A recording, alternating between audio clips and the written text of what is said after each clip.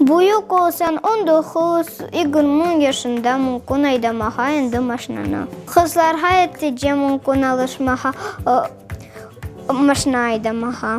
Bir vaxtları kızlar oğlanlardan akıllıca olurlar.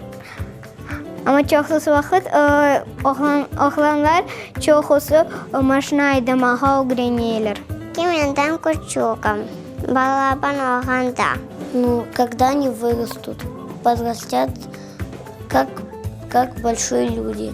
Когда они правила возьмут, когда они научатся водить машину, когда можно переключать машину, передачу.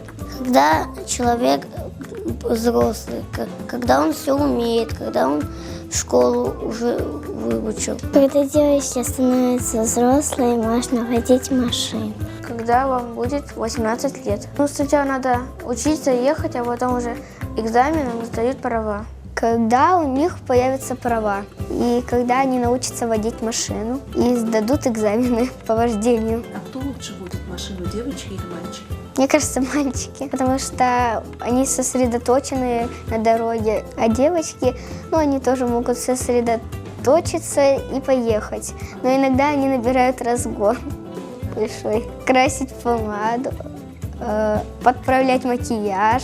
Плохо, потому что может случиться авария. Надо купить машину, потом, когда подрасте, потом можно водить ее. Когда будет 18 лет. Можно водить ее с 18 лет, но сначала надо пойти в специальную школу, обучиться, получить права, купить машину, тогда можно водить ее.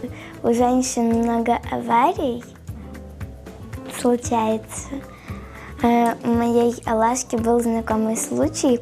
Там одна женщина ехала на машине и нечаянно сбила машину моей Алашки. И теперь ее муж, у него нога поломана одна, навсегда.